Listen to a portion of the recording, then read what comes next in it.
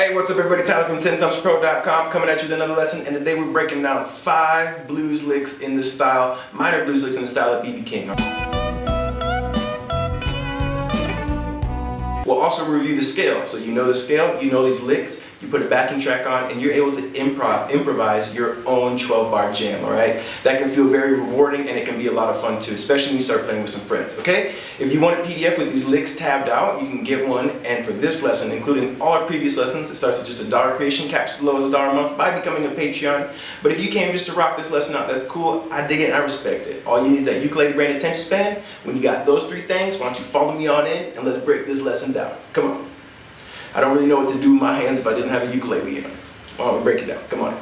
Alright, so we are looking at some B.B. King style minor licks that you can use to create a cool minor blues solo. And the idea is that you would memorize these, use them in your playing, as well as mix and match them with your own licks and the scale. So let's review the B minor pentatonic scale real quick, as that's where this is coming from. We're using shapes 1 and 2. Shapes 1, 2, 4, 2, 5, 2, 5.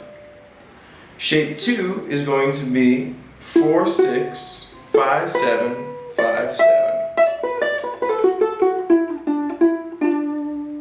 With a root note on the high G, we're actually playing the 4th fret of the high G, which is a B note, and we'll be resolving on that one a lot, okay? So again, these are 5 licks. The idea is that you can mix and match them as well as just jam with the scale with them, okay? Like I was doing in the intro. Okay, so lick 1 is going to sound like this.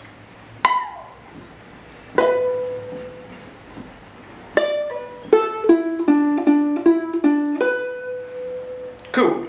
So what I'm doing here is a classic thing that you're going to hear BB do quite a bit. He'll do it in kicking off the solo. He'll do it to resolve. He plays a high root note up here on your highest string, A string. So our B note is going to be the 14th fret. And we're just going to slide 14 and just slide down. Not to any specific note, but just slide on down. And then we're going to grab a B note on the E string, which would be the 7th fret right here, and give it a lot of vibrato. So we get... It's a really cool octave idea, and it's one that you can use a lot, okay? And that's going to be the first bar, so it goes 1, 2, 3, 4, okay? One more time, nice and slow. 1, 2, 3, 4. And the next lick is going to be a run of 8th notes. So the first one is 5, pull to 2, and then down to 5. Now I have my pointer finger here on the 2nd fret. You could pull with your ring finger or your pinky, whatever you're comfortable with. Either one will work. And we're going to go 5, pull 2, down to 5. And then middle finger, 4th fret of the C string, 4, 2, 2, 4, 2, 4. And that 4, it's really cool when it jumps up. Normally I don't like to play that high G, but here when we get to the root, it jumps up even though it resolves to give a cool flavor. Alright, so the second half would be... We put it all together and we get...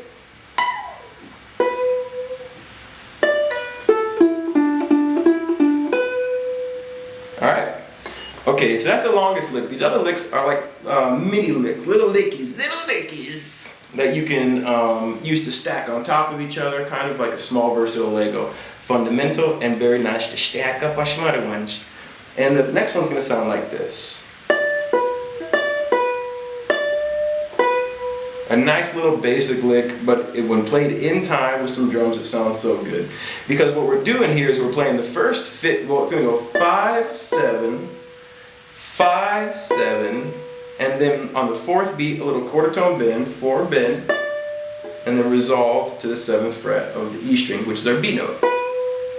Now, why is this cool? Is because the first time that D note or the 5th fret of the A string is on the 1, and the next time it's on the and. So it goes 1 and 2 and 3 and 4 and 1. So to get this thing really popping, you're going to need to nail that timing. Okay, so let's do that one more time.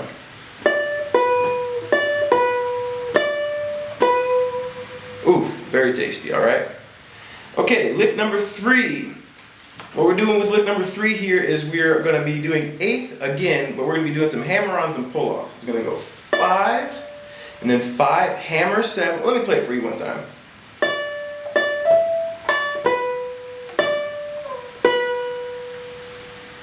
and we're gonna go 5, and the next move is 5, hammer 7, pull 5. But it's gonna happen in time, like 1 and 2 and then the 7th fret will be the 3rd beat, 3, pointer finger 5th fret of the A string, 4, 1. And again, that 1 is the B.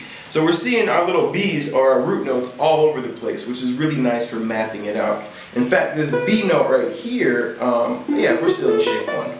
Okay, so that lick will sound like this.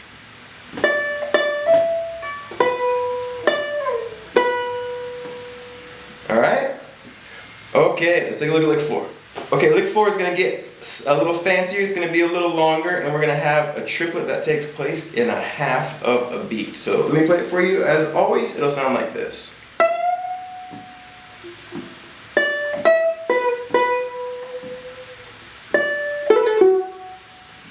Alright?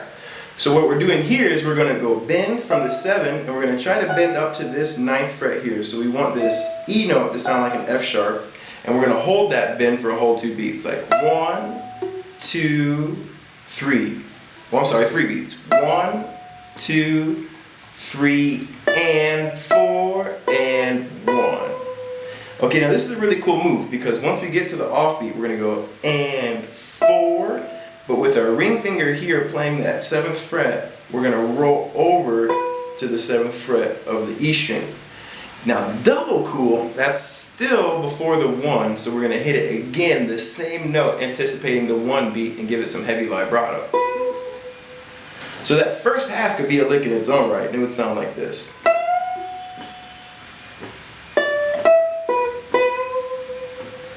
Alright, and this next one's going to get a little wild. It's going to be a blues curl on the 5th fret here. But I've got my finger down because I'm also already playing the 7th fret, or the 5th fret of the E string as well. So we're going to bend that up a little bit.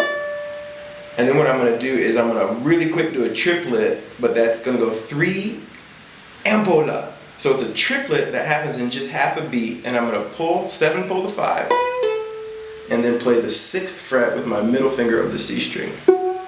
And give it some heavy vibrato. Alright? So we put that whole thing together, we get.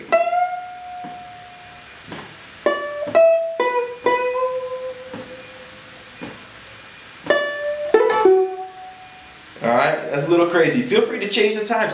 Now as you're making these licks your own and you're mixing and matching them, a great way to make them unique and feel fresh and new is just to change the timing. You can speed them up. So that same exact lick could be. Alright, so that's the same notes, and all I did was change the tempo, okay? Alright, 5th and final lick for this activity, or for this video, let me play it for you. This is the only one that has the flat 5th in it. Let me go ahead and play it for you. It sounds something like this. Ooh, I like that one. Let me play it one more time just because I like it so much. I really like that jump up to the resolution when you're on the high G. So what we're doing on the first beat is we're sliding 4 to 5, on the C string, but then back to 4. These ideas, like I was doing when I was playing in the intro video, when you have them amped up, are going to sound really nice. So it's going to be 4 to 5, and then I'm going to hit the 2 on the off beat, and then get back to 4 on the second beat. So that's how I would practice that, just trying to get that all in time. 1, 2, 1, 2, 1, and 2, okay?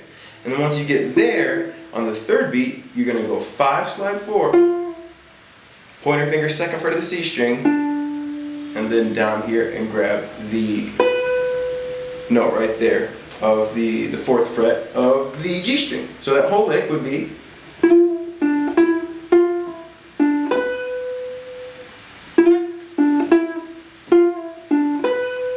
Alright, so tasty, alright? Cool, so those are the 5 licks, and again, those are the B minor shapes that we were using. Feel free to transpose them. If you hear all slow blues in D minor.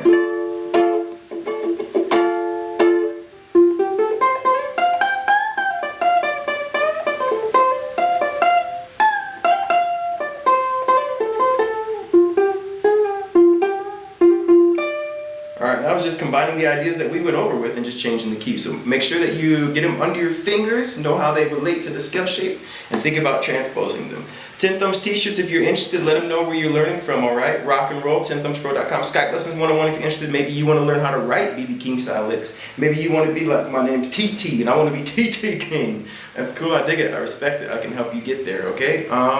Think about becoming a Patreon, get PDF with this lesson and all of our lessons as well, including the previous ones that starts at just $1 creation cap, as low as $1 a month. It will accelerate your learning. And we have a pretty fun community over there. Alright everybody, until next time, rock and roll. Rest in peace, BB. Thank you so much for everything you did. Alright friends, there it was. Tenthumbspro.com. Maybe think about t-shirts, Skype lessons 101 again. And if you came just for that jam, thank you so much for learning. If you made it to the end, it's because you enjoyed the video and I appreciate you. Keep on rocking and rolling. Enjoy the next jam circle, my friends, because life is good.